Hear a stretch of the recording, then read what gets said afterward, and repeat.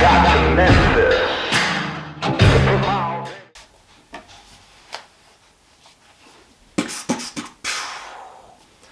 up, everybody? Welcome back to Dansville. Here we are making another video for you guys today, and I wanted to talk a little bit more about business. We haven't done a business conversation in a little while here, and so I wanted to give you another top 5 or 5 things to know video. So what we're going to do today is 5 things to know while starting a business. So you've decided to start a business. Congratulations. Good for you. You are about to enter the realm of the people that make this country work. And that's a very, very good thing to be proud of. You should pat yourself on the back for that. We're the ones that make this country go round, the small business owners. So here's what you've already got so far, probably, is a name for your business. Hopefully you have a business plan. Hopefully you have some capital. And what we're going to talk about in this video is what you can expect next, or at least 5 things you can expect next. What I wrote down as number 1 here: things take time, and you have to be accepting of that. I kind of thought when I first started that in one day I could get so much stuff done, and that being like, boom, my website's built, I've got internet, and if this is a business where you work from home, you probably already have internet. But if you're starting an actual business in a location like an office or a retail store or a shop or something like that, I've got a shop. I kind of assumed that I could just call up my internet provider and they'd be out there in 20-30 minutes, or it'd be as simple as giving them my address and boom, they turn the internet on. Maybe it is for you, maybe it's not. For me, it took over a week to get internet at my location, and that was very frustrating. But that was just one of many things that took a week or more that I would have thought could have happened within 1 or 2 days. Another thing that took a long time, I have to be on, I've got a physical location, so I'm on Google Maps, right? And in order to get listed on Google Maps, you have to follow a procedure of things to do. Don't you dare scratch, River! Ah! Sorry, my dog started itching with his collar, and that's all the microphone ever picks up. So for me, I've got to be on Google Maps, right? I would have thought that it was as simple as, creating a Google My Business account, which is as easy as creating a Gmail account or something like that. Google My Business is pretty straightforward and everything. And that's where you apply to become a listed area on Google Maps or whatever. But what they want to do to ensure that you're a real place is they want to send a physical postcard to your address, your work address, with a verification code on it, that you then take that physical postcard, type in your verification code, whatever it is, on Google My Business, and then boom, you're listed like that. Well, I've got a physical address, and there was a mail slot in my door, so I assumed that mail just came right there. I didn't realize that there were separate mailboxes at this complex, and I needed to go down to the post office and register with the post office to then be assigned one of these mailboxes to have as mine. So I never got this postcard, and it said 3 to 5 business days to get this postcard when you apply for it on Google My Business. Literally it took me over a month to get listed on Google Maps. And that's a super important thing for me, because the only way I can provide my services is if customers come to my physical location. So things take time, guys. That's number 1. That's the most important thing, or one of the most important things to remember. So that's number 1 on my list. Number 2, guys, okay, is, finding the best and most creative ways to get in front of your customer. Right? And that's another thing that takes time.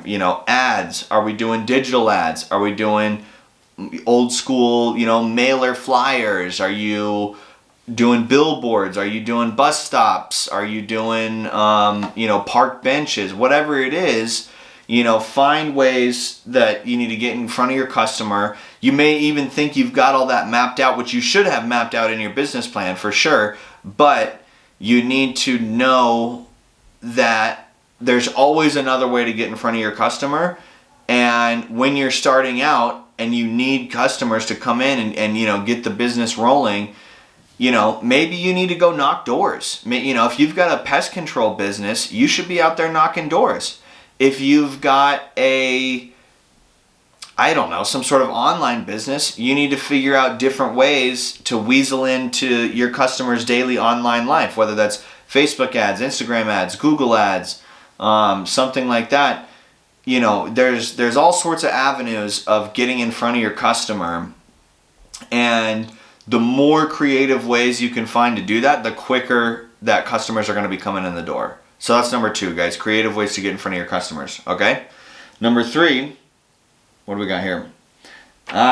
Number 3 is also very important. Number 3 is and this can only you think when in your business plan or before you start your business that you can come up with a standard operating procedure for how you want to conduct interactions with customers on a daily basis.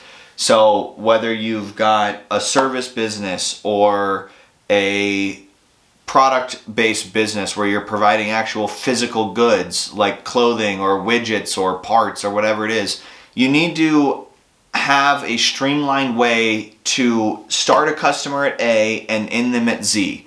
So, if you're in the service-based business, let's say you've got a restaurant or a bar, how do you want that customer interaction to go from the time they walk in to the time they get their bill and they leave? If you've got a business that supplies actual products, when your customer visits your store, they visit your online platform or whatever it is, how do you want them to go from the beginning to the end of the transaction? Myself, I repair cars. I do paintless dent repair. So I've got the dog decided to scratch again, but whilst leaning up against my cabinet down here. So I got a paintless dent repair business. I fix dents on cars. I've got a standard operating procedure for the moment a customer calls me or walks in the door and they are interested in getting an estimate and possibly doing business with me.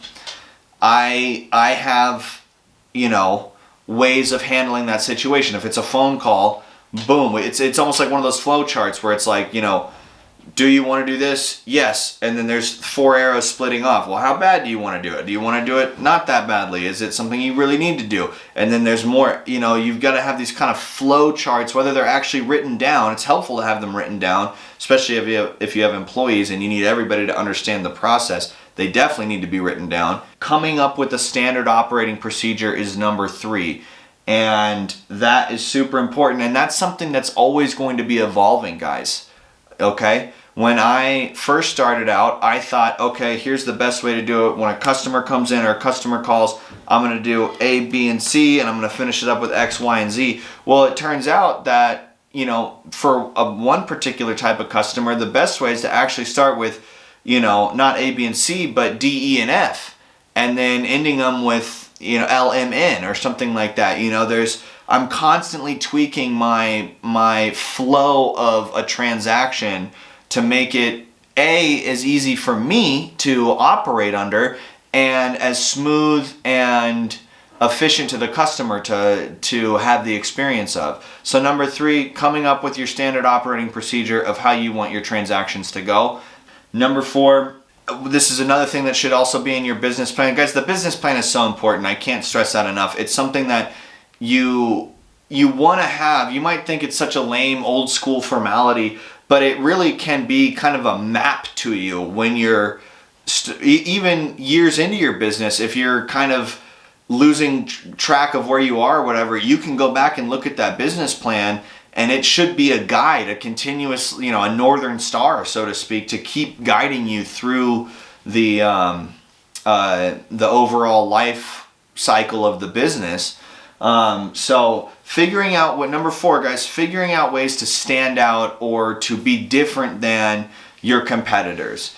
Unless you have something that's brand new to the marketplace, which is awesome. I hope that some of you guys do have that. But if you have another service or a new product that isn't, if you're a new clothing company, let's say, or you've got a new type of restaurant idea, or whatever it is, or just a normal restaurant concept, how are you going to stand out? If you've got a taco shop, how are you going to stand out against the other taco people, the other taco shops? How are you going to stand out against all the other clothing retailers? How are you going to stand out against all the other HVAC service providers out there? So you need to be thinking about ways to do that, and that can be through insanely good customer experience. It can be through lower prices than your competition. It can be through a combination of both.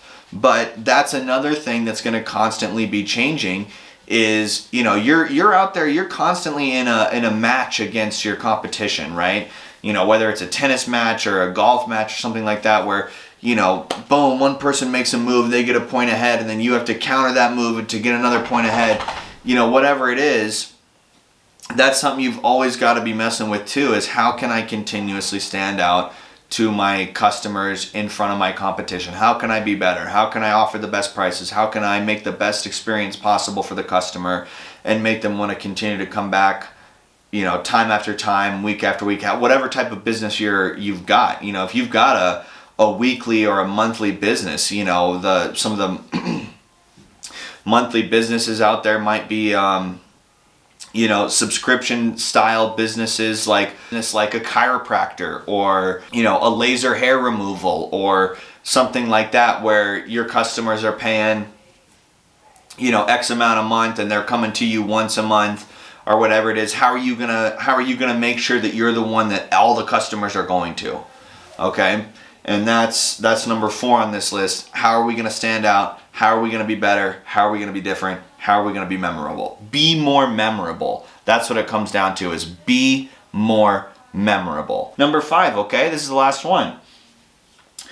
Keep changing your process.